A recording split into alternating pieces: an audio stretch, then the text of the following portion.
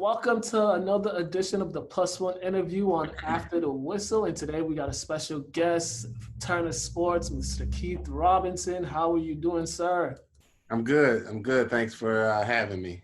No problem, no problem, man. You know, it's busy times for you, especially during the NBA postseasons. You have long work days. You know, I know you guys just had a long one yesterday. Just talk to me about the postseason and what it's just like being behind the scenes on during this time of the year. Well, usually it's like a couple months ago, but during. Yeah.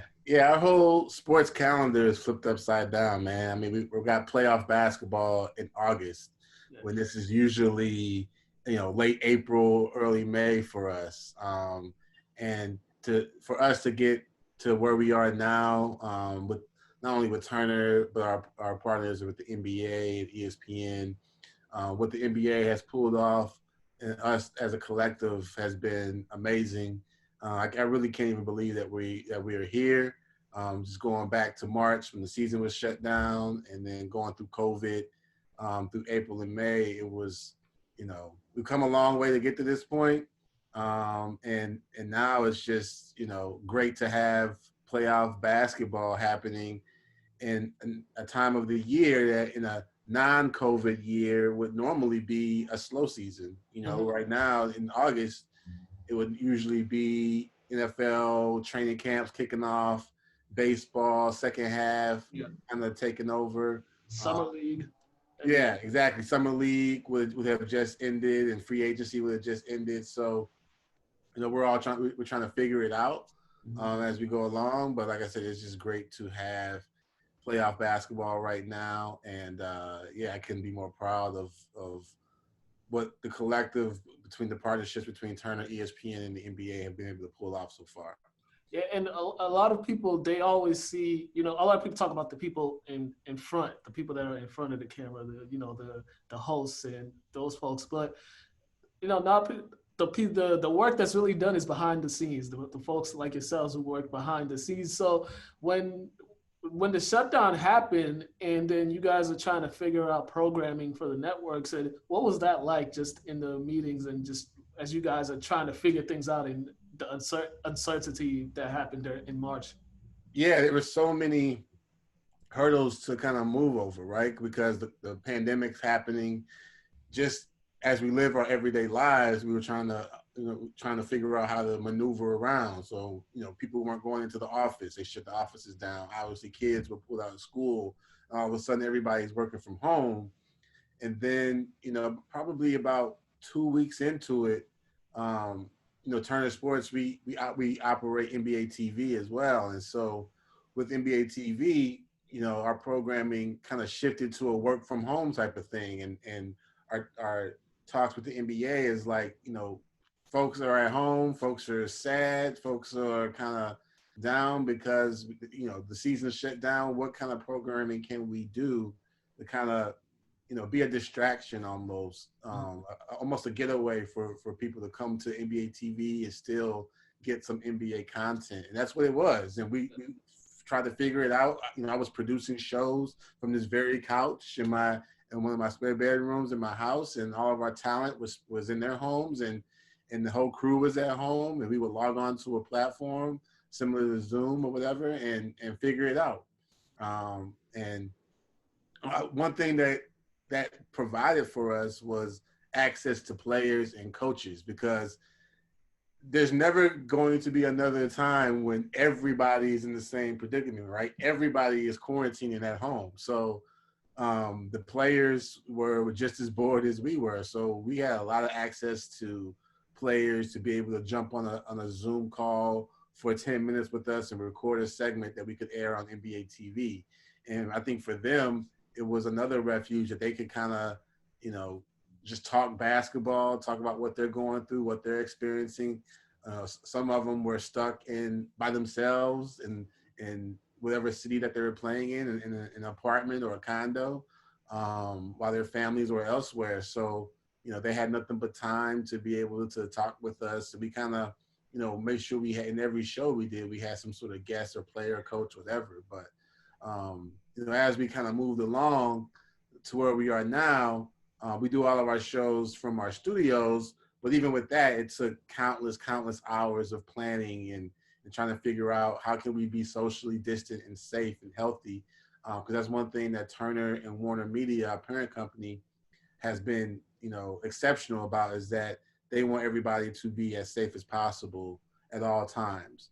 And so coming in the office, washing hands constantly, being socially distant, minimizing the number of people in a room, everybody kind of having to stay in their own space, wearing a mask the entire time that we're in there. I mean, it really takes buy-in from everybody who's coming in.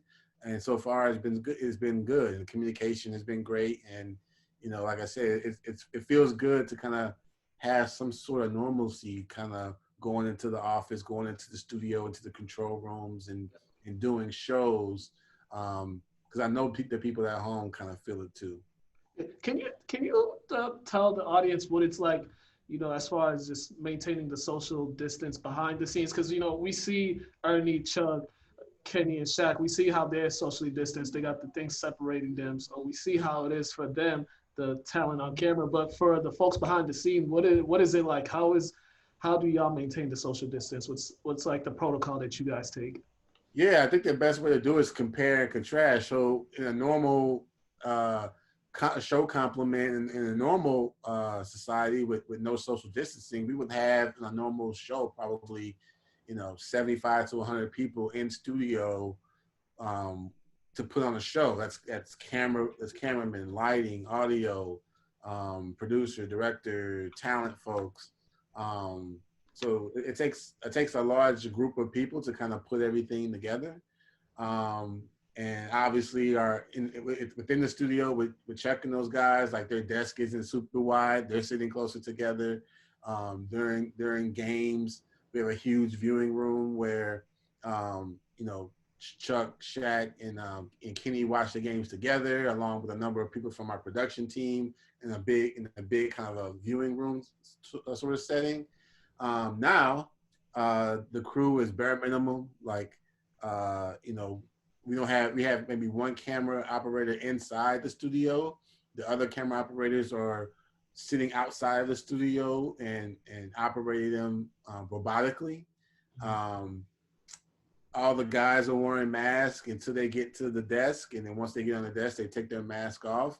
We're not watching games in the big viewing room together anymore. They each have their own separate office or green room where they go and watch their games separately, which is new.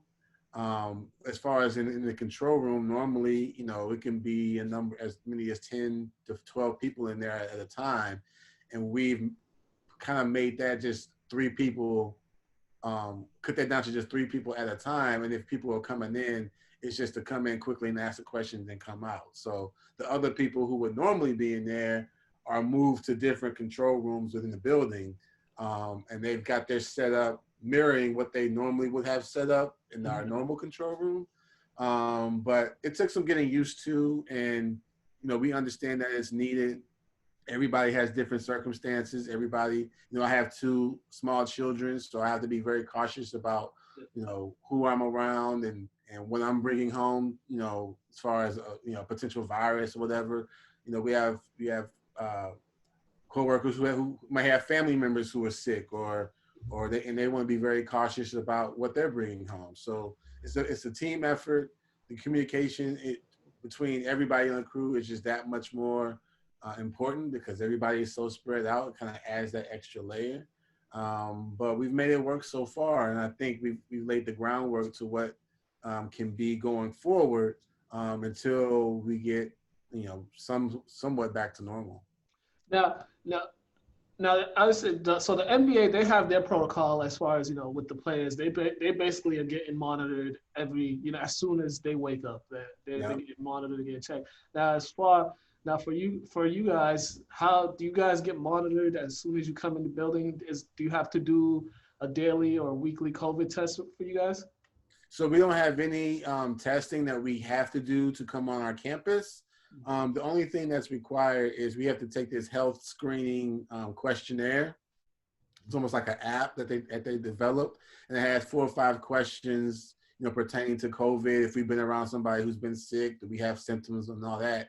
and what our temperature are. And if we pass that, then it prints out like a green pass card that allows us entry onto campus. And when we get to our security gate, we have to show that green pass card before we're allowed on. Mhm. But if you are feeling, we're telling people, if you feel sick at all, just stay away. It's not worth it. There's no pressure. Our management team has made it clear. There's no pressure. There's no repercussions if you do not feel safe on coming in.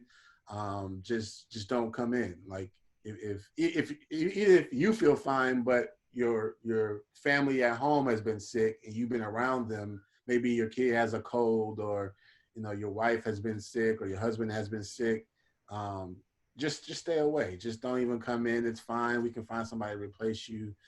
It's no big deal. We would rather you get your household healthy and not potentially bring something in that can damage what we have going on. So everybody's been on board with that so far. We've had a few positive tests on our campus, but as soon as one happens, the communication has been great. All of our rooms get sanitized, and they're marked that they're sanitized as soon as somebody leaves, or as soon as we're wrapped for the day. And when we get there, I was already doing this, but when we get there, we have wipes and sanitizer everywhere to clean off our station before we get started as well. So just to be extra cautious. So we're being as safe as we possibly can. It's not like we have some team members who are down in the Orlando bubble who are going through the same or similar protocols to what the players down there are doing, where they're getting tested often, which is great. And then NBA just has to do that to keep that bubble intact, but we haven't had to do that just yet. Yeah. Now, you've had the opportunity to work with some unique personalities, working with Ernie, Chuck, Kenny, and Shaq, and also you did Area 21 with Kevin Garnett. Can you Yeah. just can you just describe that type of environment? First with Area 21, working with Kevin Garnett, we all, as a Celtics fan, I know how intense Kevin Garnett is. And I could just imagine you guys having to deal with him on a daily basis. And then you flip that to Ernie, Kenny, Shaq, and Charles. And Charles and Shaq are all constantly fighting every 2 seconds. So it's like, can you just tell me the uniqueness of your work? Yeah, man. Like, this has been a dream job for me. We get paid to watch basketball, and then on a larger scale, we're watching basketball with Hall of Famers. KG in particular, like as a Celtics fan, you saw firsthand how intense that dude is on the court. He's just wired that way. So he is that intense, and that I call him crazy, but he is that KG that you saw on the court. Yeah. That's the KG that I work with on Area 21. He was always high energy, very, very intense. He's a perfectionist, so he always wanted to get better. It was unique working with him because he stepped off the court and straight onto the television studio, and it's a different world when those guys are used to talking to media for 5 or 10 minutes before or after games or after practice. It's different when it's just you in the chair and all the cameras on you and the lights on you. You have to kind of hold a 3-hour broadcast and come up with thoughts and that way. So it's a lot of coaching them through that. The first season, the first couple of shows were rough, but then, like everybody, he wanted to get better, and he would watch himself and take notes, and he was very, very coachable. He came up with his own ideas. If there was something that I would suggest or we would suggest to him that he didn't like, it was fine. Like there were merely suggestions, but he was always coachable, and the second season got better, and the third season got better than the first two. So, but he is as wired on the court, just like he was in the studio. And then, but all of our guys are like that. Shaq, Kenny, Charles, EJ. First EJ, Kenny, and Charles have been together for decades now. Yeah. So they know each other. They're like three brothers. And now Shaq has been with us for over 10 years now. So he's like the fourth brother up there. And they all get along as much as you see Shaq and Charles dig at each other on the set. When they step off, it's nothing but love. There's no hard feelings. There's nothing that they take personal, which from a producer and production standpoint is what you want. Like, Yeah. you don't want guys who are going to take themselves so seriously that they can't take a joke. They can't. They take things so serious. They get mad when we put they could get mad when we put their face on a woman's body and make fun of their hair. But those guys understand that we're entertaining, we're joking. They joke on us, we joke on them. And EJ always says about the job, it's like, this usually a job is something that you have to do or you need to do to provide, but working here is something that we get to do. Like, not everybody gets to do this, but we get to just sit back, watch basketball. Chuck always complains that we're working them, especially this time of year. He's working 3-4 games in a day, like it's a real job. But that just proves that he knows that this is not a real job for any of us. And what everybody loves about Inside the NBA is you can hear the production team in the background whenever they're doing something. You can hear them laughing. So yeah, you know that you guys are always having a great time because it seems like every 5 or 10 seconds, you guys are just laughing at either Chuck or Shaq because they're always doing something crazy. That's one of the things that we're missing in this COVID time. We don't have our full complement of folks in the studio, whether it's stage managers or camera operators or whatever. So we're missing that element right now, but you're absolutely right. When those guys get going and they say something off the rails, and they're fun and they're laughing, and you hear some of the camera people in the studio laughing, best believe that we're laughing in the control room as well. And that's the thing. Like, if we're all having fun, if they're doing something that makes us laugh in the control room, we know that that's translating to the people at home watching, and you guys are laughing as well. So it makes you feel like you're a part of it. So let's talk about you. How did you get your start? How did you wind up at Turner? Where did your journey begin? Yeah, so I've always wanted to work in sports. I grew up playing sports my entire life. Um, I realized probably in high school that playing at the professional level wasn't going to happen, but I knew I wanted to be tied to professional sports somehow, and look to the media for that. So for me, my journey really started in high school, where I was the sports editor for our yearbook and our newspaper. And I went to college. I went to Southeast Missouri State. I'm from St. Louis, the Midwest. So I went to Southeast Missouri State, which is right in the boot heel of Missouri, halfway between Memphis and St. Louis. I went there to be on a print journalism degree, and I didn't get into television until after graduation. Like, I didn't have any TV classes down there. I had maybe like one introduction, but it was nothing that was real major. Mm-hmm. My emphasis was all on print journalism and being a sports writer. But my last internship after graduation was with the NBC affiliate in St. Louis. It was being a sports intern with the news station. And so that's when I got introduced to television and fell in love with it right away. And so right after my internship, I got hired on at the news station as a production assistant, but still had ties to the sports department. So I would often just help them out with whatever they need, the Sunday night sports show or the weekend Cardinals show that they did. I would just be in there kind of just being a sponge and learning everything. And those guys taught me how to produce content for television. So it started out with me producing like a short little 2.5-minute 5 o'clock sportscast at the end of the 5 o'clock news. And then an opening came in and ended up being the weekend sports producer. And I just got frustrated working in local sports just because, the sports or the news cycle kind of revolves around the weather and whatever is breaking news. And there were often times where they'll come in and say, hey, you have 3 minutes here at 5 o'clock, but we need to take a minute from you because we need to get an extra minute to weather because we have a tornado warning coming. Or, we have to cut you down to a minute because we have this breaking news story going.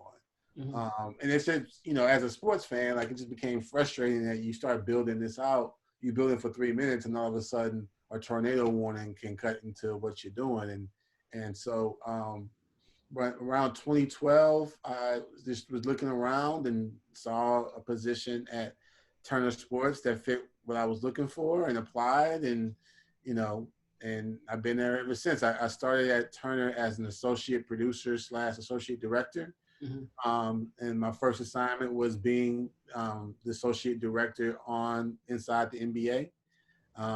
But then I quickly moved to our more remote productions. So whenever you see the NBA on TNT, like the actual game coverage, Yeah. I was on the actual game coverage for about 2-3 years. So that was cool. I was traveling from NBA city to NBA city, covering the games with our TNT crew. Mm-hmm. I did that for like 3 years, and then 3 or 4 years, and came back in studio. And then that's when KG retired. We brought KG on for Area 21, and then the rest is history. I started producing that, and got promoted to being a producer, and recently got promoted to producer for Inside the NBA. So, it's like I said, I've always wanted to be in sports. I always told my dad one day I would work on Inside the NBA because I was a basketball fan, and every Tuesday, Thursday night, and 40 games, 40 nights in the playoffs, I was tuned in to what they were doing. Yeah. Did you find it the easier when you made that transition from, did you find be wanting to be a print and all the stuff you did with print? Did you find that help you make the transition a little bit easier?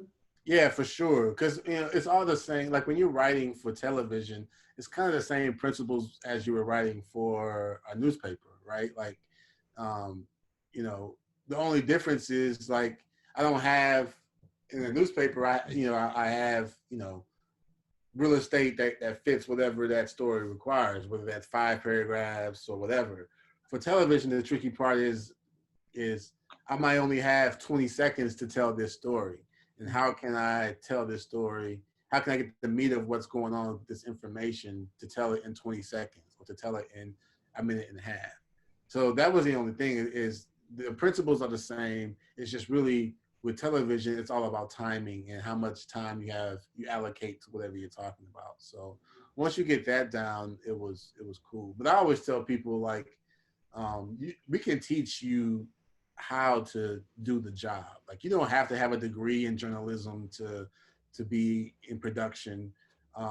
What I find is you have to have a passion for sports. You have to have a passion for whatever sports that we cover. At Turner, we do NBA, that's our bread and butter, but we also do MLB, we do college basketball, we do PGA golf, we do esports. So you have to have a passion for sports and have the working knowledge of being able to dig in deep into esports and finding out the key players in that and what unique storylines that they have.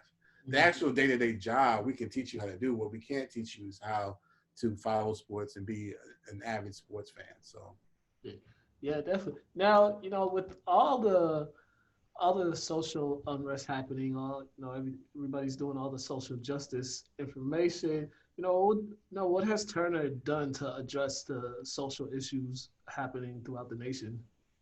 Yeah, one of the biggest initiatives we've done is we recently launched a show on TNT called The Arena, which touched on it aired early, like mid-July, a few weeks ago, about a month ago.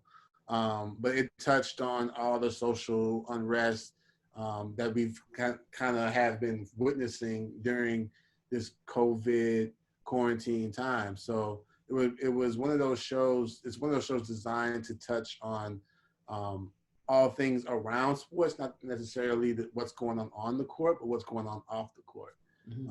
So that show, which Carrie Champion was the host of, and featured Dwayne Wade, Charles Barkley, Draymond Green, Jamel Hill was on there. It had a lot of features around COVID and around social justice and kind of like I said, all the stuff happening off the court, what NBA players were doing, with their marches and leading marches around the country for Black Lives Matter.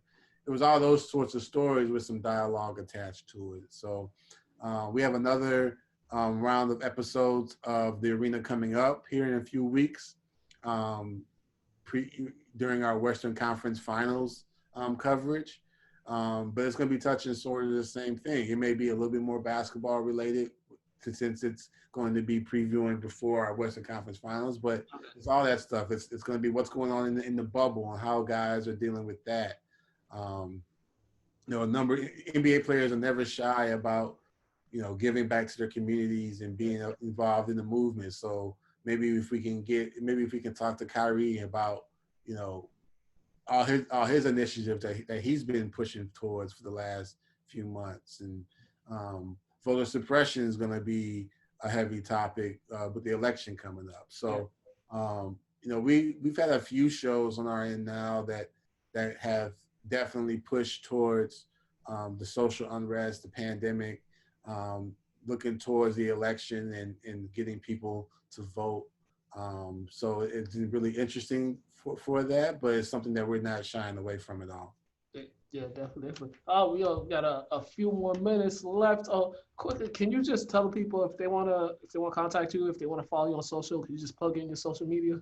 Yeah, it's Keith underscore Rob ROB on Twitter and IG, and then I'm Keith Robinson on LinkedIn. Definitely hit me up, follow, engage, follow what we're doing on TNT, the NBA on TNT, and Turner Sports for sure.